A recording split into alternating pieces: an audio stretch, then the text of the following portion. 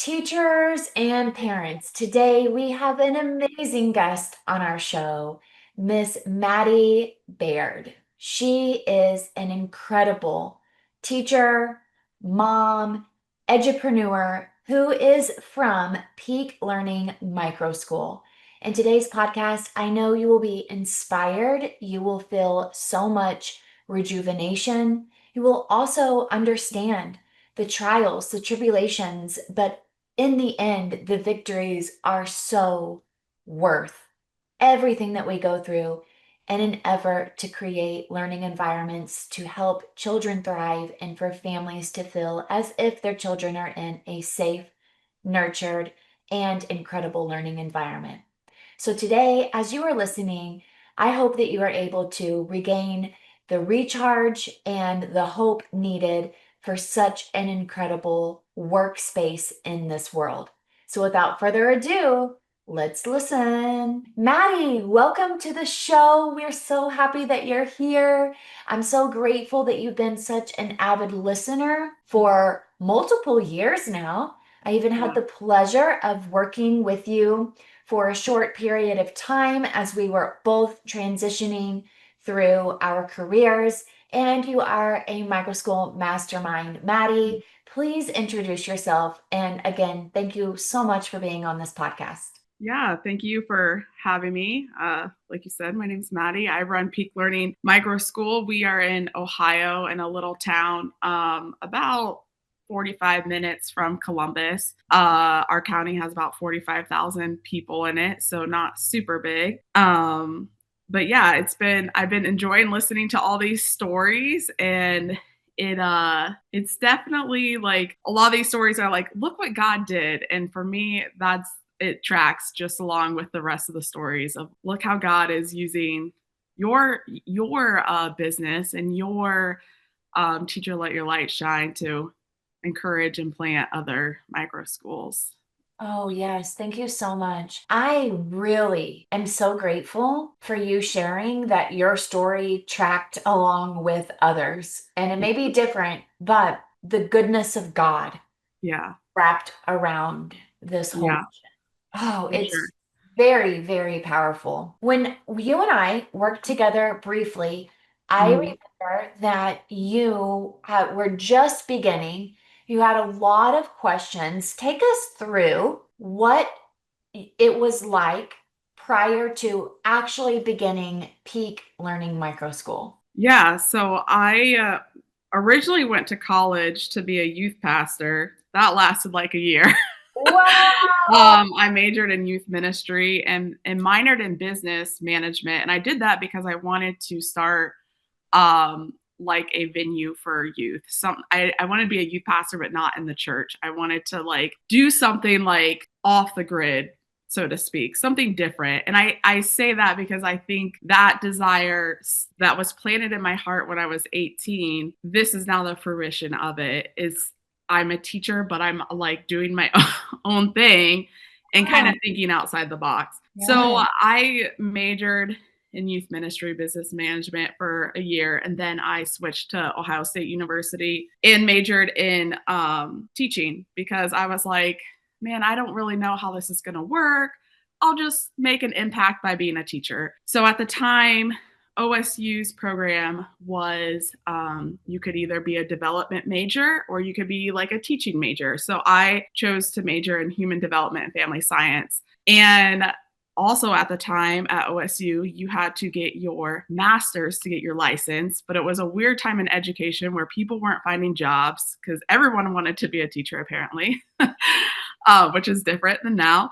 Yeah. Um, so I decided to not get my master's from OSU and I just went to like a licensure program to get my license. So I took this huge journey to get my teaching license, but I now see the my unique background with Ohio State with human development and family science kind of settled this when I became a teacher, this idea in my mind of like, why are we doing things the way we're doing them? I learned that kids shouldn't be holding a writing utensil until they're 7. Their hands are not fully developed well enough.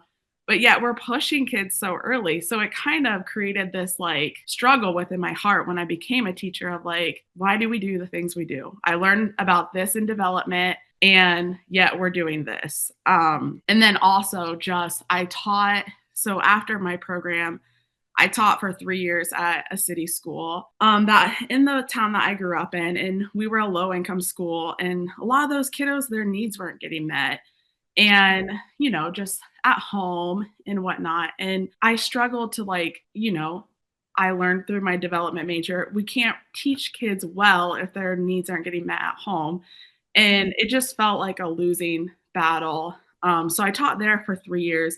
I did love it. I always loved I wanted all the behavior kids because I felt like they needed the most love, right? So I taught second grade for 3 years. And then my third year, we found out we were pregnant with our first son in, I think, August. And then my husband was asked for his job to move to Japan in October. Not move to Japan in October, but we were given the ask at that time. And we would be moving like, I think it was like a year after that. So I had to resign my teaching career, and I was not happy, not happy about it. And everyone knew I was not happy about it. So this was, I think, 2018. So I finished, I had asked my superintendent, I'm like, can you hold my job for me? We're just going to be gone for like 2 years. Like, I love teaching here. I love teaching. I love teaching second grade. During that time, I was also working on my master's. They had like a program through the school where I was able to take my master's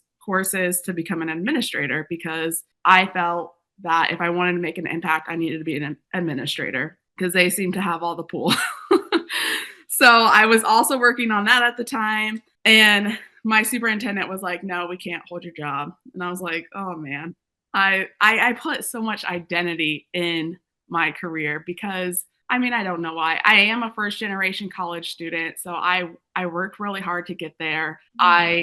Because I took such a long path to get there, I just put a lot of my identity in that. So Yeah. when I quit, I felt like I was losing everything. My son was born in May, and obviously, like, being a mother, I mean, I didn't know this before, but when you have a kid, it changes everything. So Mhm. after he was born, things were like, okay, well, maybe it's good that I'm not going back to teaching, because I don't know how parents juggle it all, and it's really nice to be home with my son. So we moved to Japan when he was 10 months old, and we were there for a year and a half, and COVID hit while we were over there. So that when COVID hit while we were over there, it Yeah. was like I'm watching my colleagues back home trying to teach phonics to second graders and trying to do the Zoom teaching and all the things. And I'm like, this is why he called me out of teaching for this moment, because I didn't have to get stuck in that. And I was so grateful um, for that. God had pretty much kicked me out of teaching, because I didn't have to teach through all those struggles of COVID. I didn't Mhm. have to battle with like, do I quit? Do I stay? Like, because I'm sure all teachers that left, there was probably so much guilt for them of like feeling, we as teachers feel things so deeply. And when Yeah. we quit, we feel as if we're abandoning children, which is like not the case. But I just remember being like, thank you, God, like, thank you, God, for protecting me in this. Also, during this time, I sold essential oil. So I learned a lot of like marketing, business skills during that, which Oh, became very wow. useful. You So did. again, seeing the hand of God through things and how he uses things. When we came back from Japan, we became pregnant with our second son. And I began taking courses to be a virtual assistant because I was like, I just want to do something, but I want to stay home with my boys. And so I learned how to edit podcasts, social media management, making the curriculum. I ended up getting hired. I got a client who made teacher pay teacher curriculum and had a podcast and blog. So I did all that kind of behind the scenes work for her. I did that for about a year. Towards the end of the year, I started feeling like I don't know, kind of restless. Like I felt like God had more for me. It was like a good season to be behind the scenes for somebody else. That was nice. I learned so many skills, but I just kept God feeling God being like, I have something more for you. And I'm like, okay, God, what is it? Like I'm listening. Like, and I just kept hearing him say the word abide, abide, abide. And I'm like, but I want to know what it is, and it was almost like torture because I felt like he had this calling and I had no idea what it was. And I really believe that waiting season, I feel as if God was like molding me to be ready to be obedient to him. He was waiting for me to be able to rest at his feet and then hear his voice and be obedient so that when he directed me to the call, I would be obedient and I would be obedient in every single step of the way. So I'm like wrestling with God in this season. I'm doing the VA work. The teacher that I'm doing the work for writes a book and she's like wanting me to find podcasts for her to be on. I'm like, okay. So I'm looking for different teaching podcasts for her to be on and, searching all the keywords and trying to find something that would fit into like the niche of her book. And I come across this podcast called Teacher Let Your Light Shine. And I'm like, oh, that's interesting. It's like a Christian podcast about teaching. I'll just listen to this. I'm like laying with my son, putting him down for a nap, and I'm listening to it. And I was like, well, this is not for her. This is for me. And I I was like, remember you sharing that. I was Yes, like, crazy. oh my word, this is it. Like, this is what God has for me. And I remember like God just, and I have to say, I feel like that was 2 years. Yeah, it would have been 2 years ago. And it would have been one of your first episodes. And for that came up when I just like randomly Googled. So I felt God saying, like, you need to reach out to her. You need to like offer your services because I saw you had like a business bundle. Because I'm like, as people, as your listeners probably understand, like, we're like, where do you start? Like, no idea where to start with starting a micro school. So I Yes. saw you had a business bundle and I'm like, well, maybe we could trade like services. Mhm. And I like laugh because I was like, this girl's like just getting started. She's gonna need some help. And I for some reason I didn't look to see all the hundreds of podcasts you already had. Had I done that, I would have never like boldly stepped out and emailed you and been like, let me help you. you know? So I feel like that was God's protection of like, just email her. So And I'm so glad you did because I really love receiving emails and yeah, definitely would never want anyone to think that I am unapproachable yeah, because they don't see me because I'm behind the microphone, but we are one and we are connected, and it's so important that that we build community with each yeah, other. So thank you for being vulnerable and sharing that, and I'm so grateful that you stepped out in faith because I was yeah. like, I think that's a great idea. Yeah, and I was very thankful that you were open to it.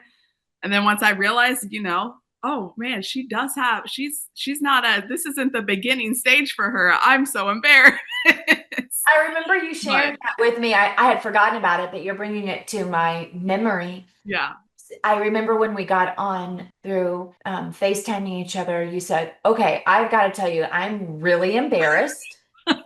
I did not realize how far you were into this. I didn't yeah, know that you have a legitimate, thriving yeah, business with Teacher Let Your Light Shine. And I'm actually appalled that you yeah, want to use my services. And yeah, no, I'm so grateful. And so you did work for me in exchange for coaching, and it was really an awesome opportunity.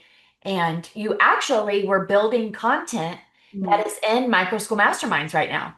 yeah, yeah, It's in module 3, and it was all about the getting started with yeah, your what you just mentioned. Like, how do we actually get started with yeah, our idea? So it was about getting your ideas onto paper and clarifying it. It's a 40-page workbook yeah, that you made, yeah, and our Microscope Masterminds community gets to have a piece of you. So yeah. thank you for that. Yeah, and I'm very appreciative that you were willing to to work with me and kind of negotiate some skills. So Yes, and you do beautiful work. I'm sure that those skills that you learned with social media and creating content and creating curriculum has transferred to what you do in your micro school for sure. absolutely. I felt like I was in a season of just like, and I feel like a lot of women go through this when they become moms, of just like flipping, flopping around, like, okay, what am I meant to do? Like, what am I? And I felt like that with like my oil business and then my virtual assistant stuff. Like, I was just like this, I don't know, just like being thrown about by the wind and just like trying to find my spot. And, but looking back on it, I now see like, maybe that's what I was doing, but God was is still able to use those things and was building skills in me for this moment of building a micro school. So Of I'm course. very thankful for each little step, even though some of those seasons felt like torture because I was like, I just want to know what am I supposed to be doing with my life? Absolutely, Maddie, absolutely. So So, when you started listening to the podcast, what was it about the podcast that made you think, this is for me? I just well, the other thing that I was struggling with at that time was my son was quickly approaching 6, and I had to figure out what I was gonna do with him school-wise, and I was always very anti-homeschool, and I felt like, well, maybe we need to homeschool, but I also was like, I like teaching a group of children instead of just one child. I just think, I don't know. I think it's easier to teach a little group versus one-on-one. So Sure. I was struggling with that. And then when you mentioned that, I was like, oh my gosh, I could homeschool Everett, have him be with other children, and also be teaching.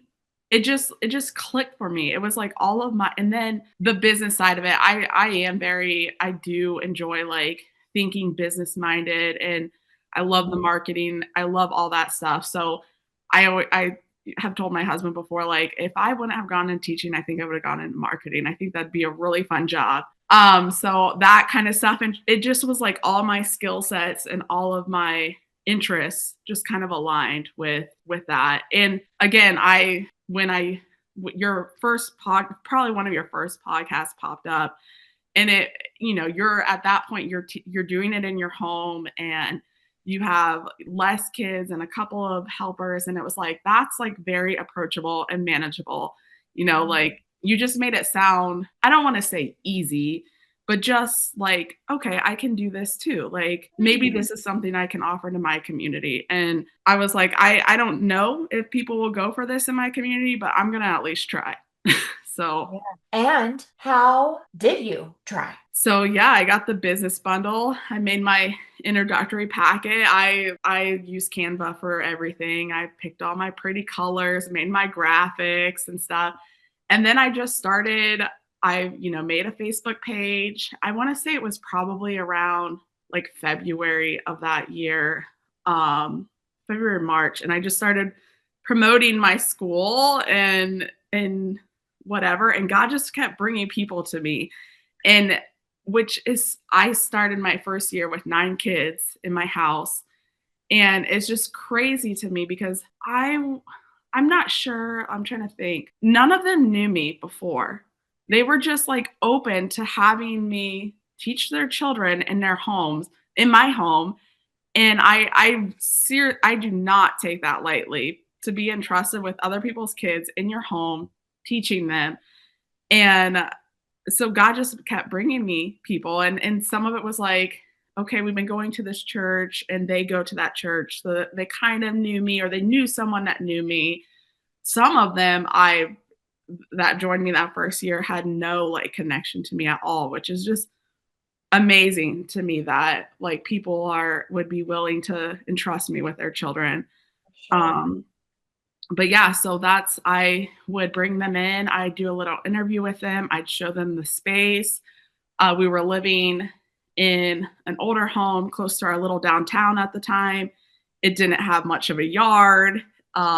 We only used the first floor. I'm just like looking back on it, and I'm like, would I have been willing I just admire my parents so much because I'm like, would I have been willing to also take a chance on this woman doing school in her I house? know.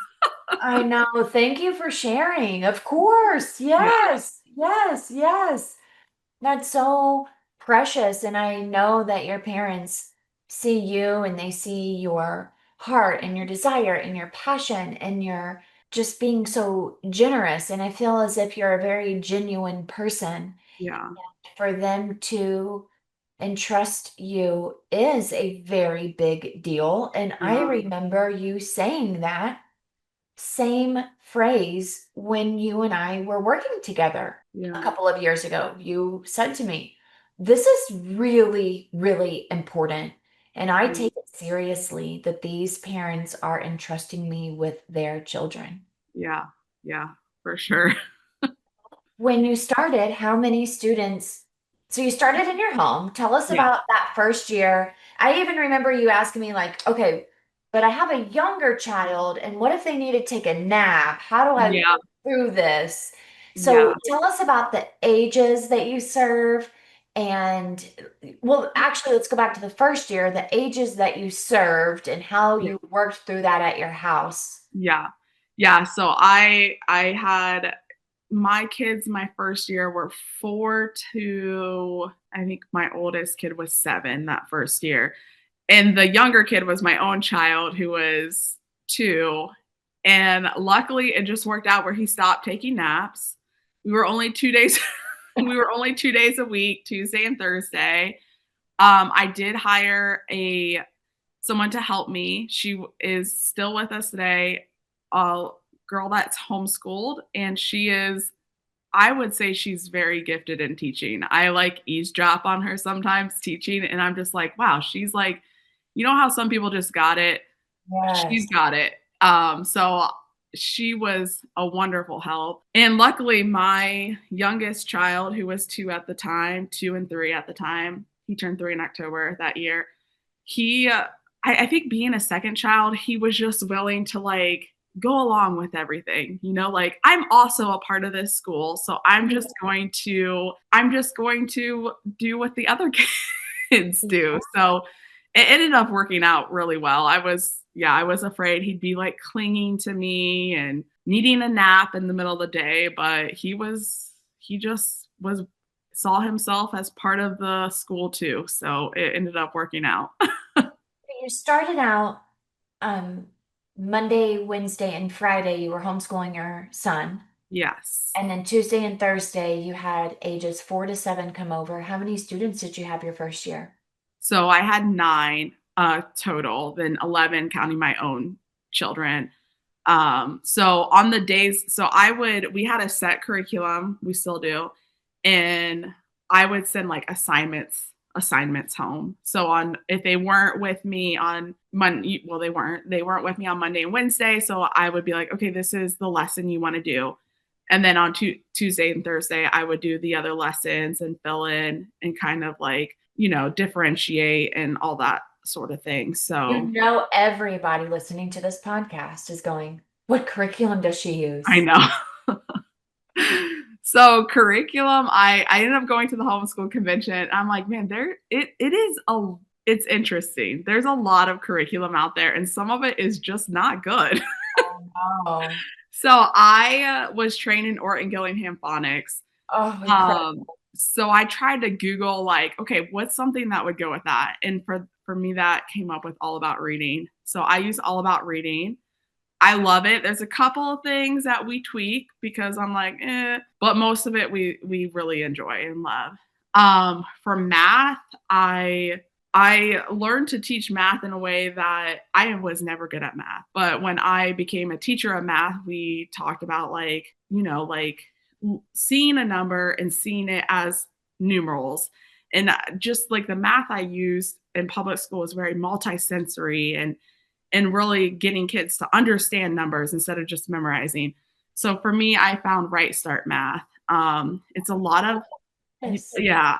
The bad thing about it is there's a lot of manipulatives, but I buy those. The school buys those, and then I loan them out to parents when they need it for each lesson.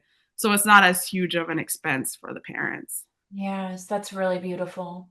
And how much is the prep work with you providing the all about reading lessons and the math? So it is all like open and go curriculum. The parents purchase they purchase they have the curriculum and the workbook at home, and then on days that they're at school, they just put I tell them like, okay, they need this activity, and they put it in their folder and they bring it to school for that day. So That's it really beautiful. I know for us, we have a Monday through Wednesday academic program. mm, And we have went through various forms of curriculum as our school population and student needs have changed as we've yeah, grown, right? So we started with 6 children in our living room and now we have 100. So of course, yeah, range of abilities. We just started all about reading this past year, and I would like to do a little teacher talk right now yeah, about if the teachers who are listening are not trained in Norton Gillingham mm, and they have decided to use All About Reading because you will see that wildly successful with many homeschooling families. yeah. Do you recommend that they watch the All About Reading videos? Do the parents need to watch the videos, or do you feel it's open and go enough for the teachers to begin just implementing?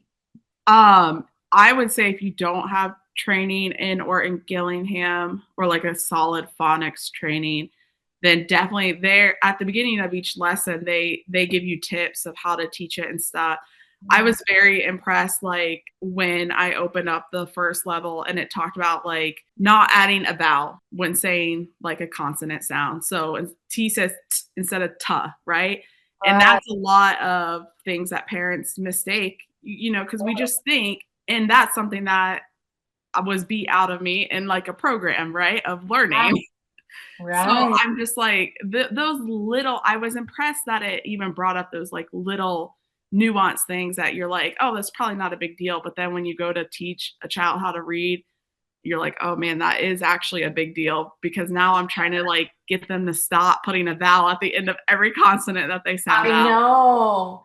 And I Uh, wouldn't have known that either. In my education of teaching, I did that same tip that you just shared. yeah, I did not know that yeah, until 2017 when I became an instructional coach and I started doing more and more deep dives in phonics yeah, and learning about the science of reading that yeah, I began understanding that more. yeah, And with All About Reading, there are a lot of cutouts and things yeah. for students to make. The workbook of All About Reading, do you send that home with families or does the workbook stay at your school?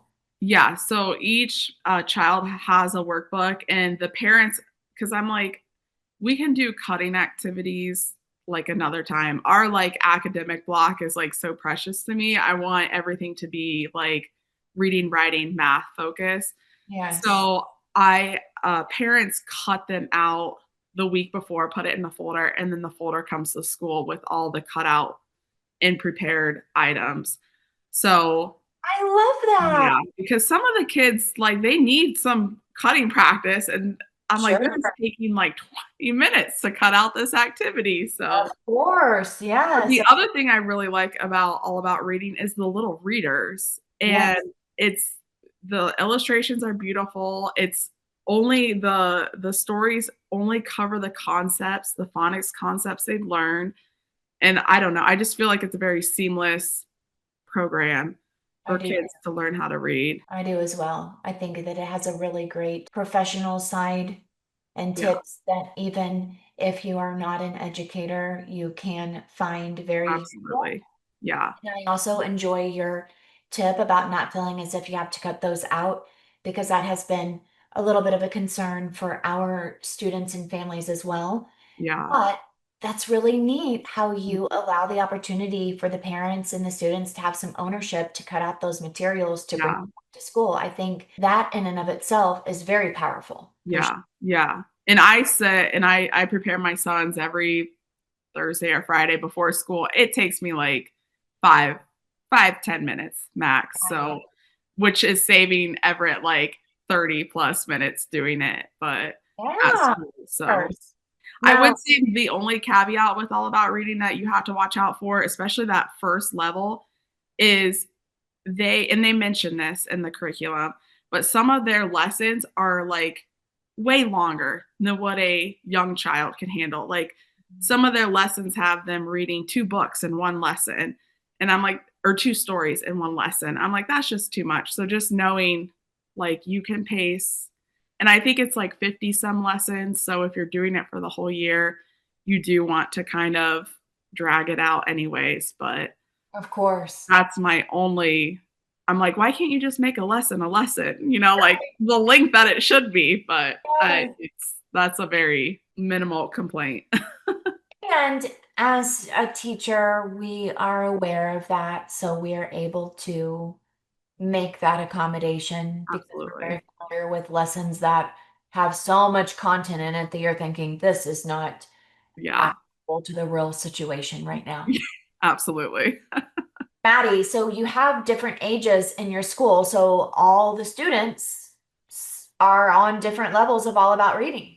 So Absolutely. let's Yeah. talk about some multi-age teaching. And when you have an All About Reading program and they're on different levels, what does that look like when the students come back on Tuesday with their cutouts and they're ready for their lesson and you've got three or four groups going on? Yeah. Yeah. So this year we are Monday through Thursday, but Ooh. parents can pick 1, 2, 3, or 4 days a week.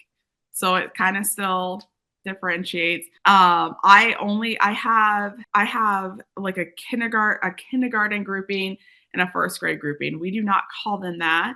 Yeah. I think our kindergarten we call trailblazers. Our first graders we call summiteers, Oh, because we have older kids doing kindergarten work that have just fallen through the cracks with their reading.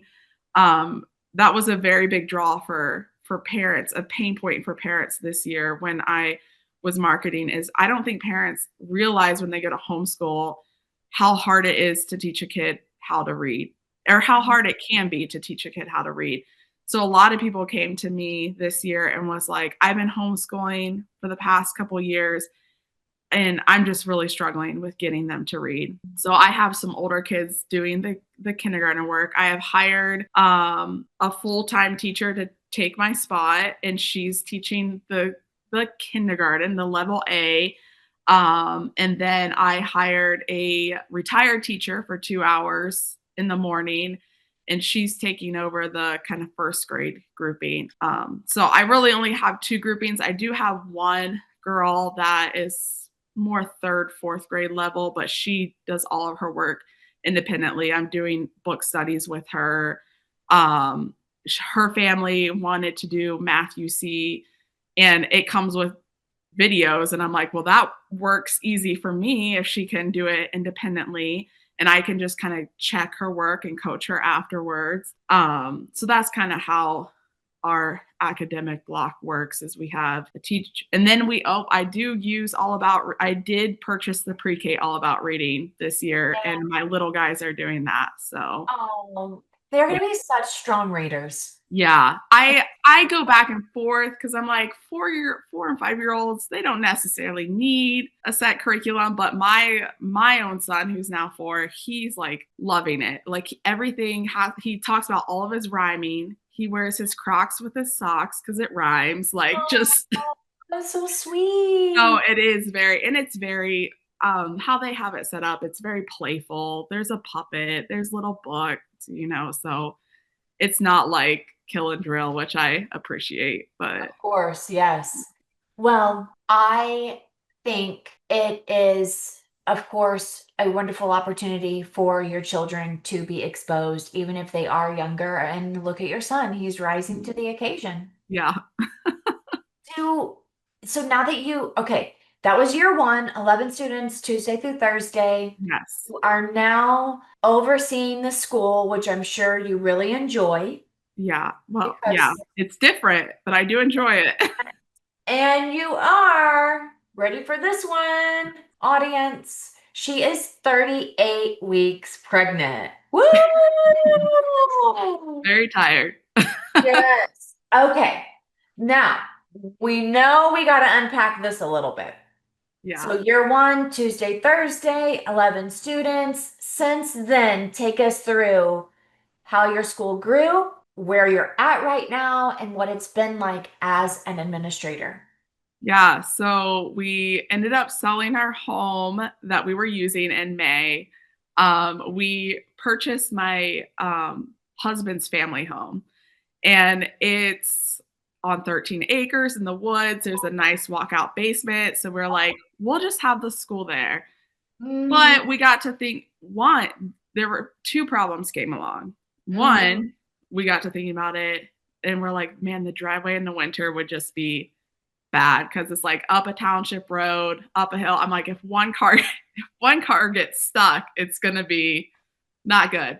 And the other thing is God just kept bringing me more kids, and I now have 24 kids on my roster, and I'm like, I we can't do that.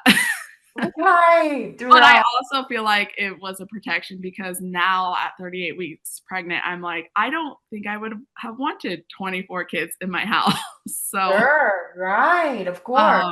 and it has also being pregnant has forced me to hire someone to replace my day-to-day work. Mhm.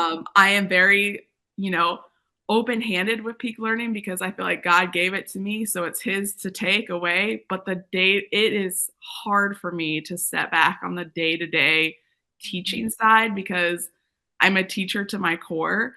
Um, and having a baby is like going to force me to do that so that I can focus on things like building for next year, building, diving more into Microschool masterminds and learning more on that side, and just the admin work of it that I always find an excuse not to do because I'm like, oh, I got to be pulling kids and doing this and doing that, and I think it being pregnant has taught me like, okay, it's time to pull back and just focus on some of the admin business building side of it, the dream casting side of it, Yes. because it's very hard for me to not be with the kids.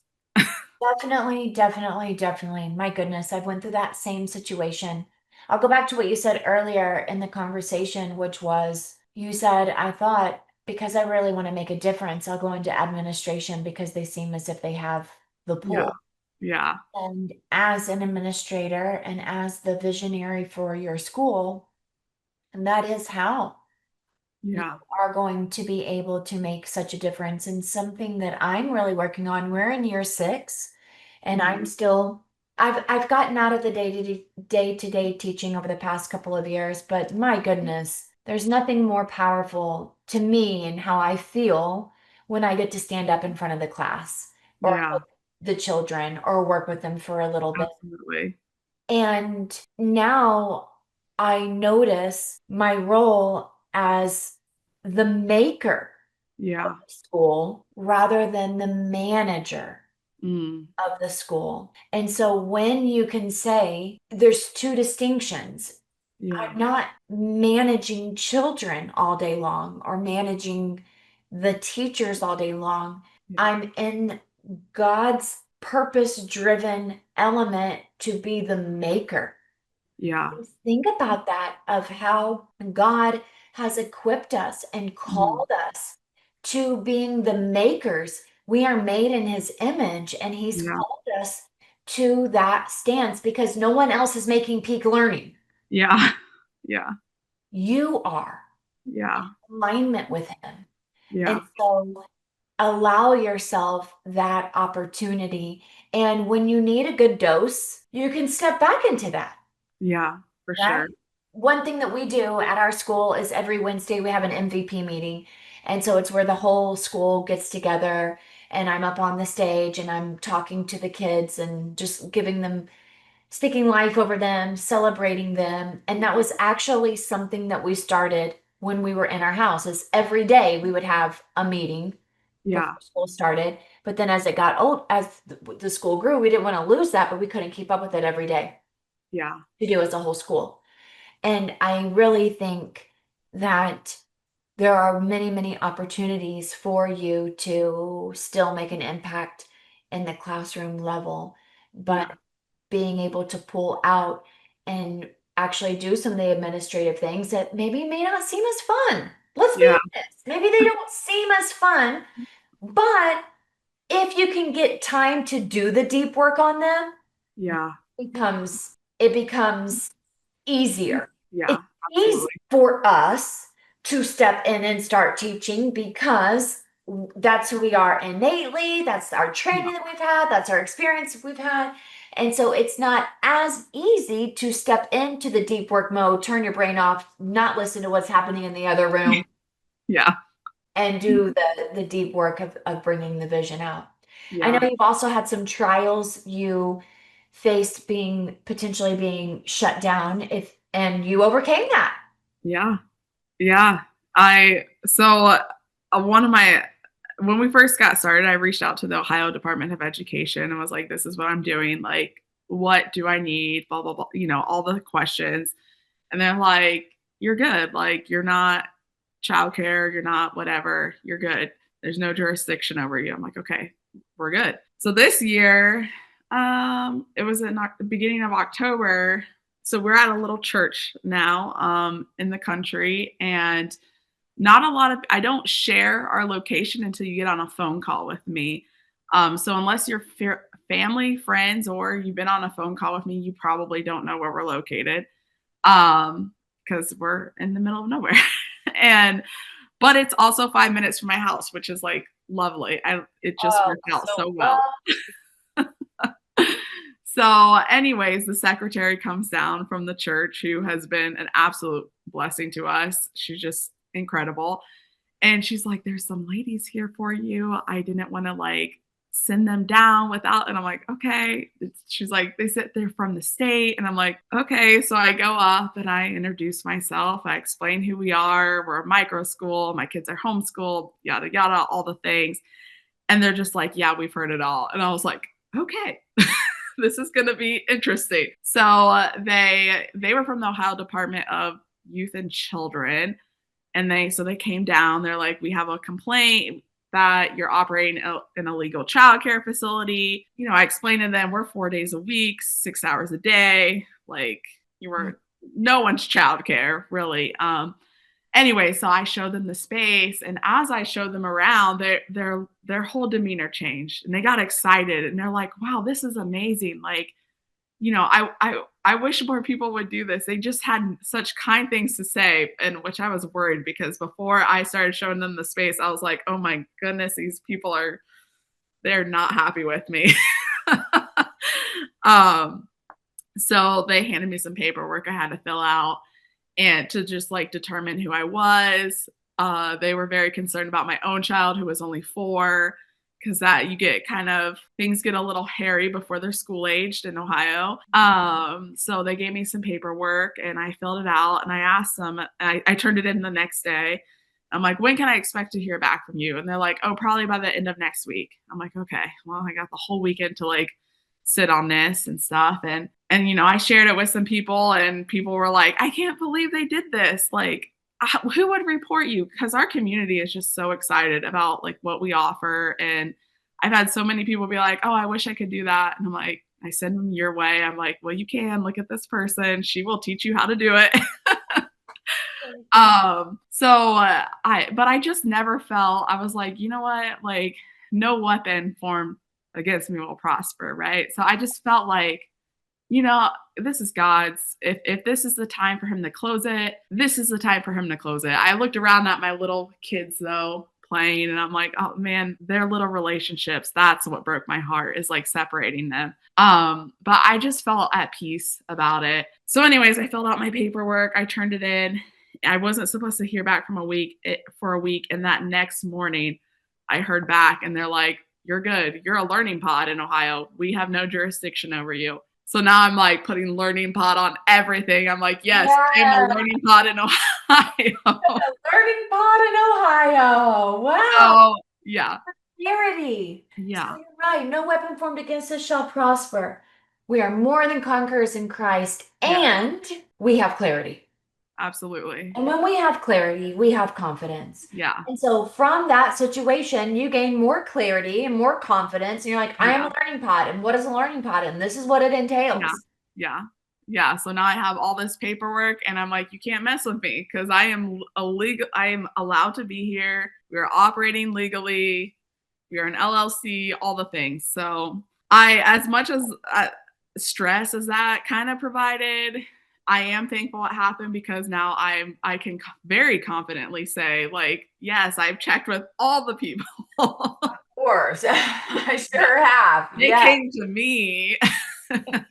And they gave me even more wisdom. Yeah, yeah. So Well, Maddie, also thank you for being a part of Microschool Masterminds. What actually inspired you, encouraged you to become a Microschool Mastermind? well, like you said, I made some of the stuff and as I was making it, I was learning, right? So, Right. and also I think being a teacher, you just learn like you can't keep, you can't do something without the professional development. You can't build, and especially with micro schools being so, I mean, people misunderstand us all the time. Mhm. Again, someone accused me of operating an illegal daycare facility. They didn't understand what I offered. I tell people all the time what I do, and they're like, "What?" I know. I know. So finding a community of other like-minded people, and then also like gaining. I think there's like in every aspect of life, I like to, with my parenting, I'm looking towards people who have kids older than mine. With my walk with God, I'm looking towards people who have been walking with God longer than me. So with this, I'm looking towards you who have been doing this longer than me. So I just think there's value in seeking out wiser people to guide you along the way, and allowing them to do that. So it is budgeted for in our peak learning budget for micro school masterminds because I do think it's important to continue to learn and grow.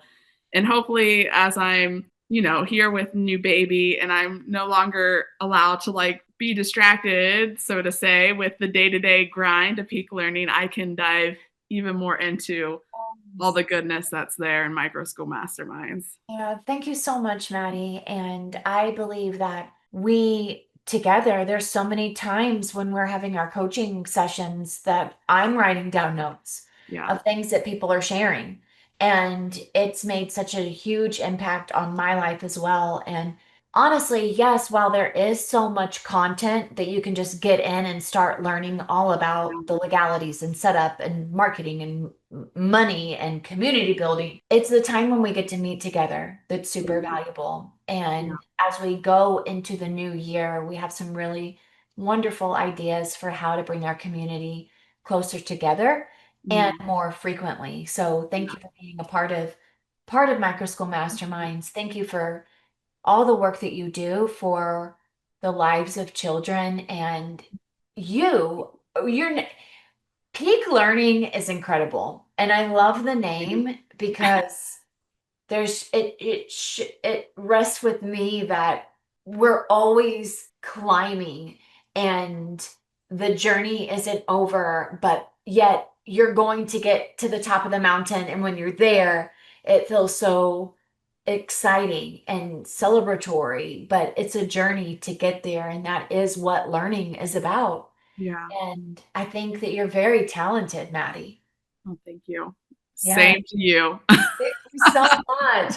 If you could say one thing to the listeners today, before you go on maternity leave and as you step away, what encouragement would you like to give to others? I would just say don't give up, but also just keep pushing forward and rely on Christ to guide you through this journey and be willing to be obedient to him.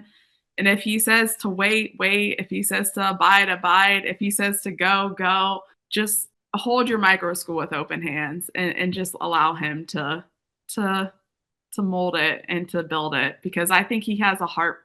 I know he has a heart for children, and I think this kind of movement goes right along with his heart for our Yeah. kids, allowing calling teachers to a different thing where we're supporting parents in raising their children and where we're providing something like rich for our children. Just so why don't you let him guide it?